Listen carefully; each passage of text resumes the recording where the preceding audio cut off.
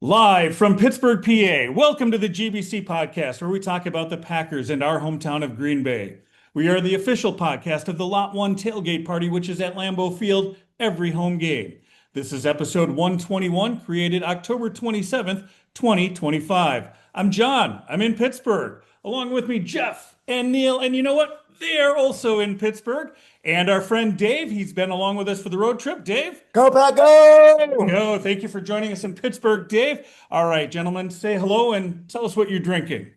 Appropriately in Pittsburgh, I am having a Pittsburgh Pale Ale from Hop Farm Brewing Company. And also being in Pittsburgh, I'm drinking East End Brewing Company's Fat Gary. Yep, and I've got the Iron City Icy Light is what they gave me. You can find us on YouTube and Twitter at Green Bay Chat and Facebook at the GBC Podcast Green Bay Chat. And just the audio is available on Apple Podcasts as well as Spotify by searching for Green Bay Chat. Well, what is our topic? We're in Pittsburgh. So we are at an Airbnb and we are just in the afterglow of a huge 35-25 victory of the Green Bay Packers over the Pittsburgh Steelers.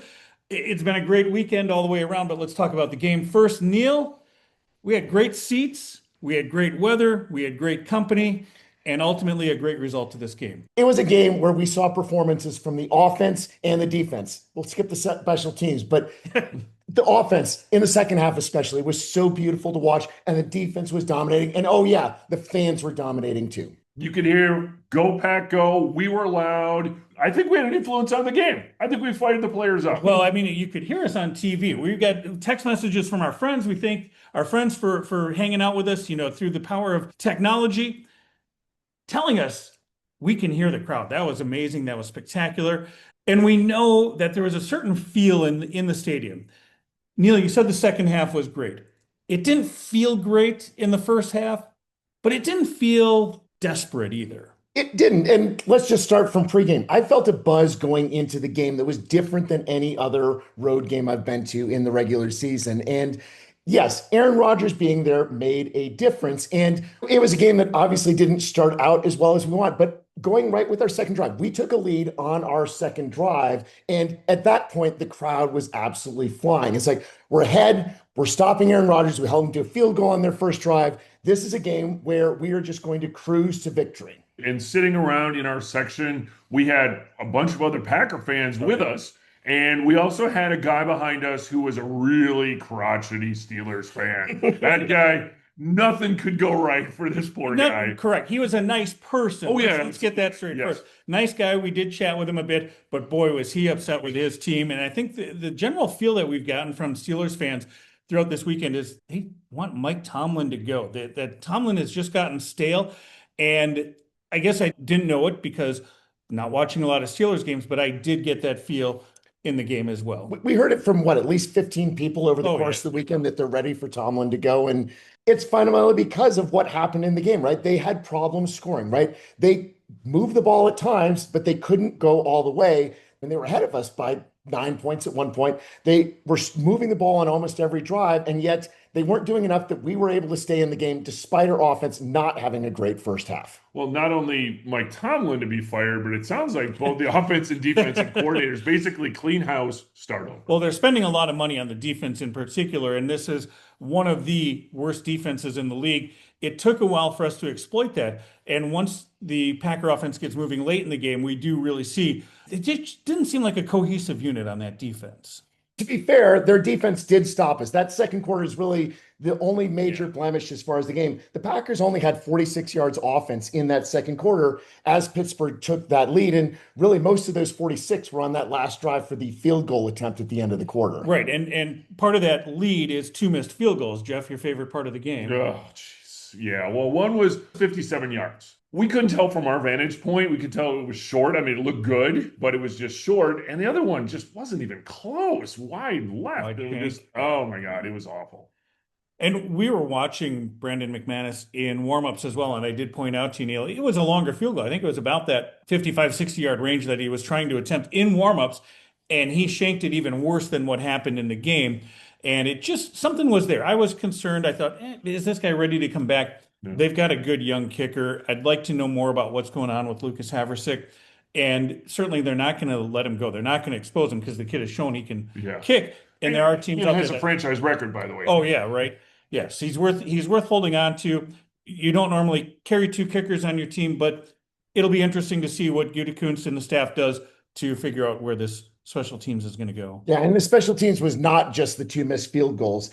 I counted 9 major errors in the first half by those special teams and a couple in the third quarter, and then it didn't. But I think we're being way too negative as far as starting this out because it was a great day in Pittsburgh. It was a great day in Pittsburgh. It was right again in that first half. Yes, we were trailing by 9 points, and we didn't feel out of it though either. There was just something about it. There was this hope that okay, we're going to make some adjustments at halftime, and this team is going to come out and play strong in the second half.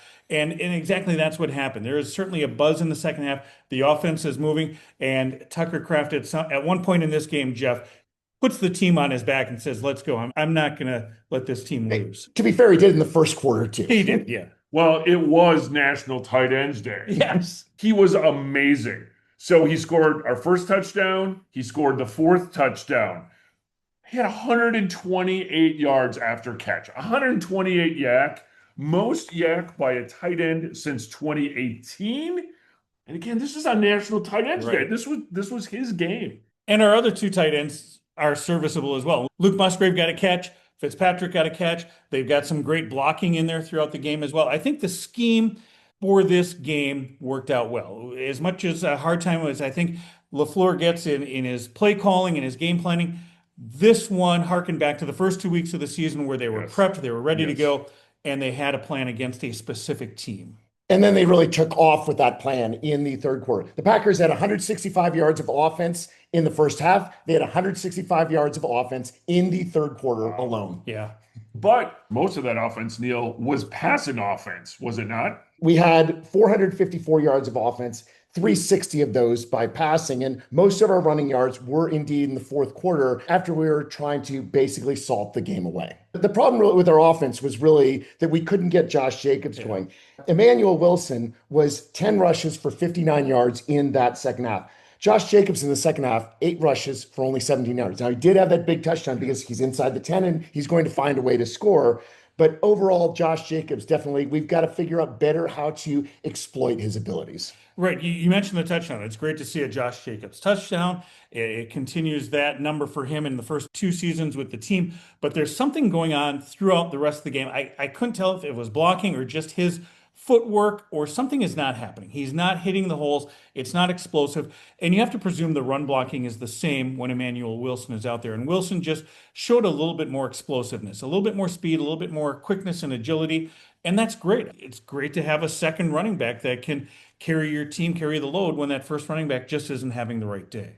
So we've covered the tight ends. We've covered the running backs. Well, we've got a pretty good quarterback. He did all right. Jordan Love was amazing, and it's not just the numbers. 20 consecutive completions is amazing, of course, as far as Packers history. You got to go back to Favre to get that. But it was just all of the different angles. It was his ability to make passes in the moment. How many big third down completions were there again where we've got to go 3rd and 7, and he finds the receiver downfield. He finds the player who's going to make those plays. That was happening constantly throughout the game. Not only 3rd down, but the 4th down, big 4th down conversion and the 2-point conversion as well. So one interesting stat, Love was 13 of 17 on his attempts against man coverage and all 3 of his TDs. So he was finding the open guy. He was making the correct reads and totally exploited this defense. And he was great in the first half and in the second half. First half, 146 passing yards and a touchdown, 13 of 18, 16 of 19 for 214 yards and 2 touchdowns in that second half. How can you play better than that? You can't. 7.2 yards per play, 9.7 yards per pass. So it wasn't this dink and dunk stuff. And there was at least 2. Holy shit, is he going to throw that? And oh my God, he did. And guess what? Well, yeah, you got the Tucker Kraft and the Christian Watson. Both of these plays are prayers that get answered. But this is something that is, we'll say, tradition with Packer quarterbacks. We saw Favre do it so much we got used to it. Rodgers with the horseshoe up his ass all the time. He gets away with it. He got away with it last night as well in a few spots too. And now Jordan Love has just picked up the mantle and is going forward with it. And I'm not going to complain. I like it when we have good quarterback play. It's confidence. And he figures he can make any throw, and he can. But it's not just he's slinging it, but it seems like a combination between a little bit of Favre, a little bit of gunslinger, but there's still this surgical precision out there as well. And because of his completion percentage, 29 of 37, we counted at least 3 drops and no turnovers and no sacks. Right. Got to give our offensive line credit at that point, because Pittsburgh obviously has the players that are capable of completely disrupting the passing game. And that's part of why it was so amazing. Like, he was being rushed. He was hit 5 times, but he was being rushed. And those plays that he made that were so amazing is when he was falling off his foot, just about to get hit. And he's got to get a throw out. And he made those throws, and he threw them exactly where the ball needed to go, despite seemingly no way that one could do that with that level of balance. Well, and in that game, because it was against Rodgers, it was sort of the pupil and the teacher, or the student and the teacher. He outdueled Aaron Rodgers here. Back to the offensive line, Neil. Jordan Morgan, Sean Ryan, splitting time at the guard position, and there's no drop off between them. You don't notice a difference. Zach Tom misses one play. He gets injured, misses the one play. Darian Kennard comes in and does exactly what? Does his job, blocks TJ Watt, and a big touchdown. Yeah. Tucker Kraft. In addition to that touchdown for Kraft, Jordan Love has 10 different receivers in this game as well. We mentioned the tight ends. All 3 tight ends that are active get some passes, and everybody gets to be a part of this game. We want to see more from Matthew Golden. He still does not have a touchdown with the Green Bay Packers, but who gets a TD? What rookie gets a TD before Matthew Golden is Savion Williams. And I think once Williams got that ball, he saw daylight and he said, I'm not stopping. And it was fun watching Savion Williams moving with the ball after being exploited by DK Metcalf the entire game. It's like, I see a little bit of DK Metcalf and Savion Williams there, and there's some definite opportunities there. Well, on that touchdown, credit to the other receivers and tight ends that were blocking as well. Amazing blocking. Yeah, gave him. And that's what we're seeing again, the unselfishness with the receivers. Yeah. They're blocking downfield on Tucker's second touchdown, the 24-yarder. Matthew Golden was standing in the end zone. He pulled his guy away from Tucker Kraft so they couldn't make the tackle. Tucker walks right in. Yeah, Tucker doesn't walk into anything. Tucker just plows into wherever he's going. Like the Kool-Aid man, right? And the best part about our receiving game, no Jeff sweeps. I know. Well, they decided for pretty much the second game in a row, they were going to run to the line of scrimmage, not parallel to it, and success. And as for scoring in the second half, the scoring comes around Brendan McManus, 2 missed kicks in the first half, but he makes up for it in the second half. A little bit easier, we'll say easier as a relative term. They were closer kicks for him. But not only in that, but I think we see a little bit different play in the punt return team, maybe, and even in the kick return team. The punt return team still needs some help. Yeah. Obviously, the muff by Keyshawn Nixon was a potential turning point in the game, and thankfully, Zane Anderson was there. Yeah. And that was his last punt return then as well, because then Dobbs was in there. And as we noted, watching Dobbs, though, he seemed a little tentative. He seemed to be focusing on catching the punt. I'm fine with that. Yeah, but it doesn't give a lot. It didn't seem very fluid. So, he catches the ball, he's stopped, and then, I got to run somewhere. Which, again, he didn't turn the ball over. He didn't muff it, but there's room for improvement here. Yeah, and we had 2 big penalties on the special teams, one on a punt return, one on a kickoff return that really backed us up. And that was a major story as far as why our offense had problems getting going in the first half, is that we seemed to be doing things that were taking us out of the position of doing what our offense does best. And despite the woes in some points of the special teams, what keeps Green Bay in this game is the performance of the defense. I think that Rodgers and the Steelers moved methodically downfield in certain spots, but the fact that there are 4 scoring drives for the Steelers in the first half, and they only have 16 points. 3 of those drives end up in field goals. So this defense is playing pretty solid in the first half. They get better in the second half. What we've been looking for is a decent turnover. We finally get the fumble in the second half. After a false start for turnovers. Right. But the defense played well. They played well in the beginning as well. And they had the 3 and out in the first quarter, and it just looked like we were going to have a better game. And indeed, whether it was forcing them back with a tackle for loss, whether it was a sack, these all seemed to come out at the right position, such that whenever they got inside the 30 or 35, and they only need to get inside the 40 with their kicker, there was always a stop that was made.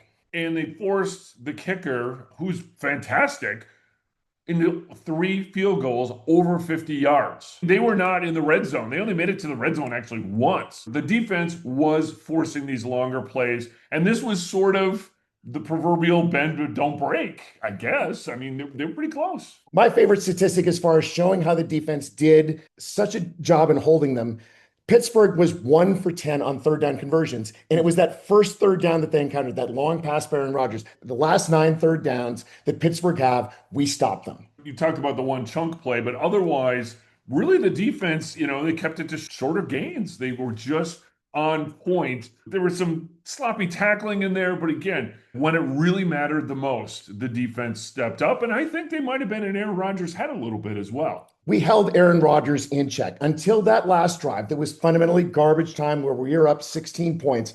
Aaron Rodgers only had 149 passing yards other than that last drive. And in the first half, it looked like they were exploiting us with the running game, but it was really just in that second quarter. They had 71 rushing yards in the second quarter. In the first, third, and fourth quarters combined, they had 22 rushing yards. Wow.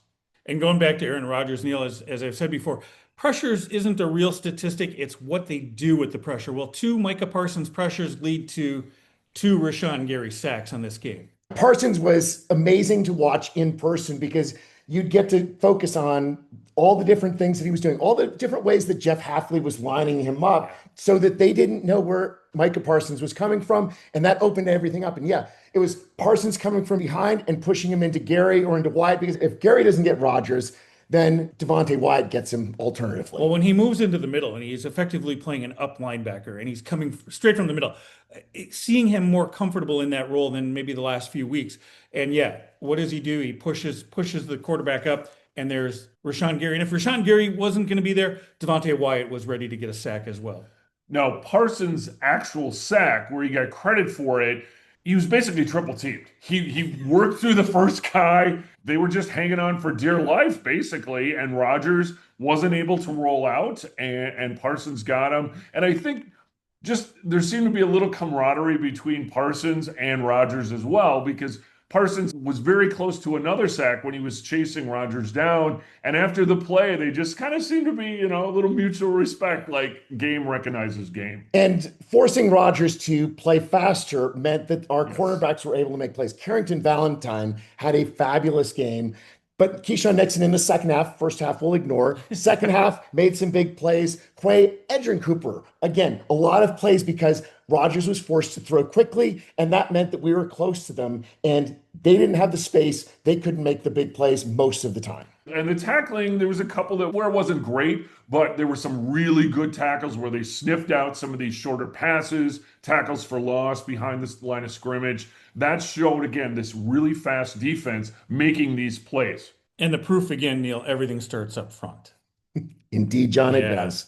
And as always, the important stat of the game is that the Packers scored more points, 35-25, and effectively a 35-19 game. This is a game that they got the garbage time touchdown. We were fingers crossed they weren't going to get the 2-point conversion. We knew that the onside kick was coming after that as well.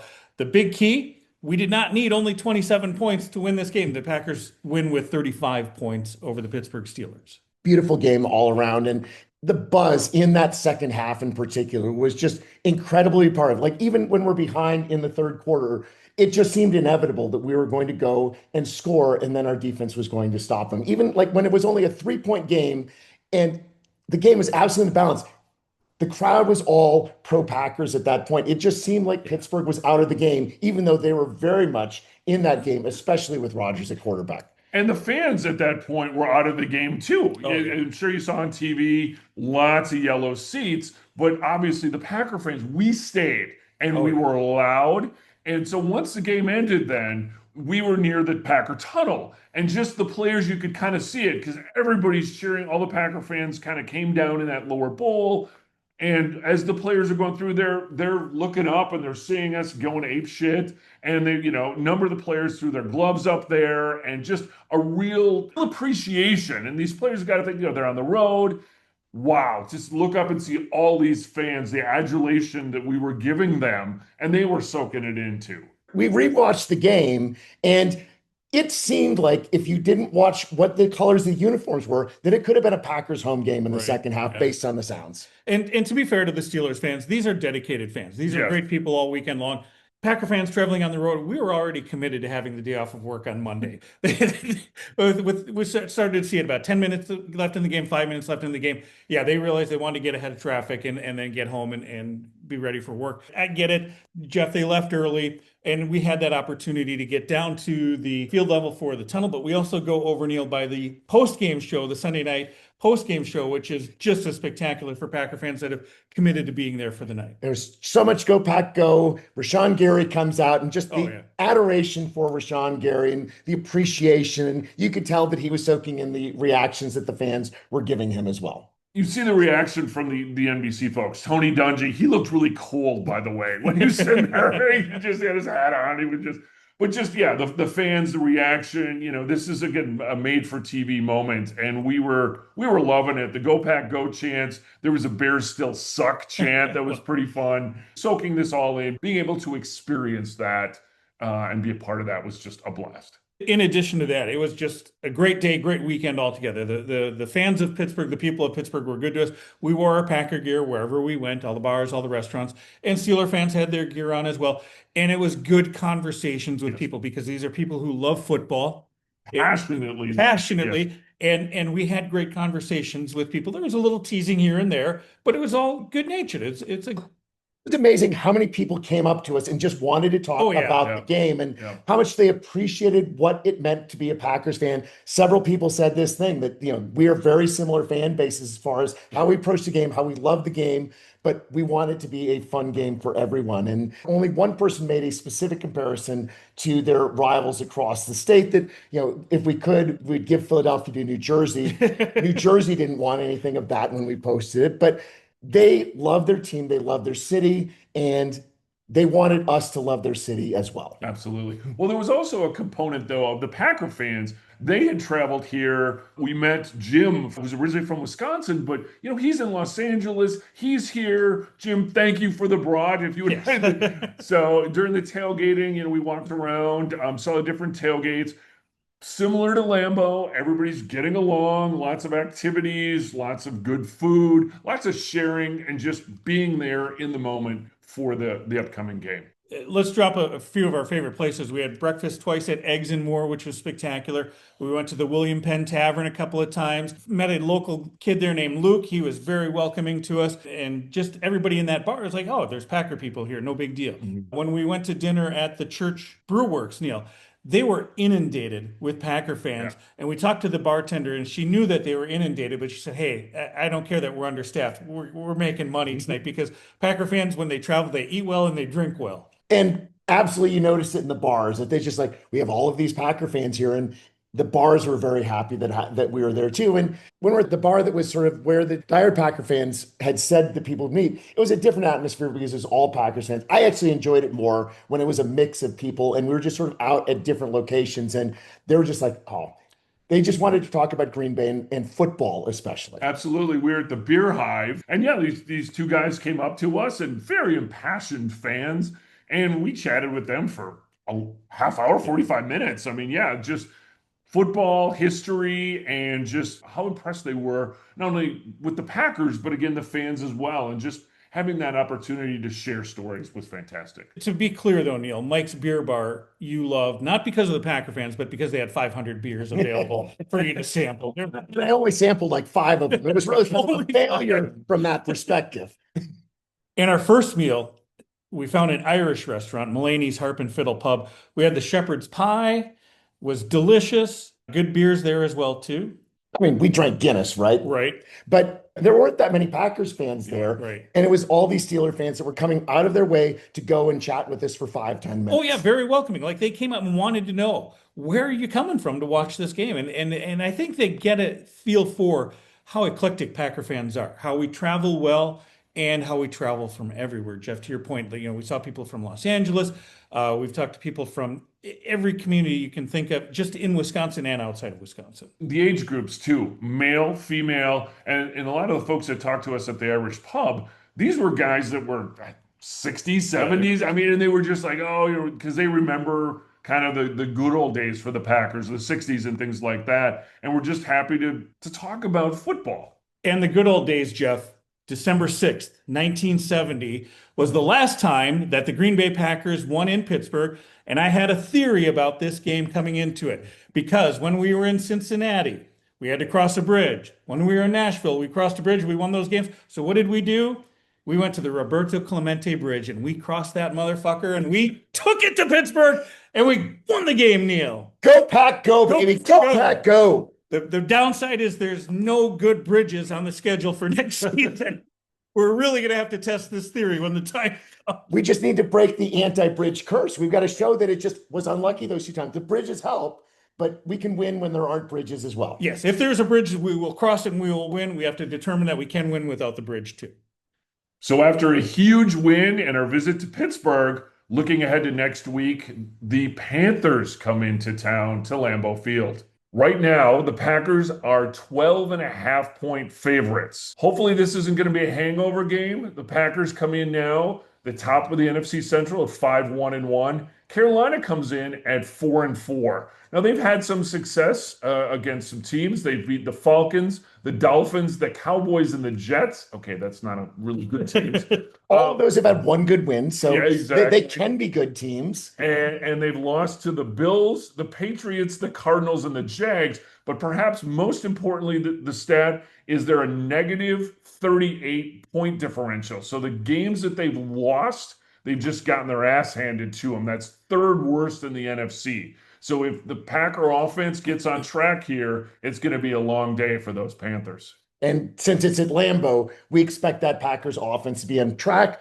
Certainly having another week of Christian Watson in the game planning. I think this is where they unleash Matthew Golden because 3 receptions for 4 yards is not what Matthew Golden is capable of. I'm looking forward to a great day at Lambeau, and I will be there also next week. Real quick point to make, Jeff, not just 5-1-1 leading the NFC Central.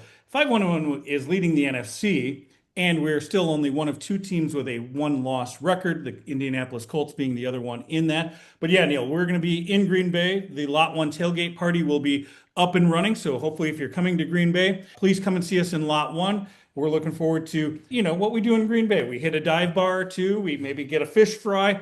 We do all the things that you do in Green Bay. Check out the bar guide on our YouTube page if you want to know where else to go in Green Bay. But you got some hunting to prep for too, Neil. Yeah, the deer hunting season is going to be 3 weeks away. So yes, there's always scouting and getting your stand set up. But still, the Packers-Carolina game is the key to the weekend, and I'm just looking forward to having a great weekend in Green Bay. Deer hunting, a very Wisconsin thing to get ready for.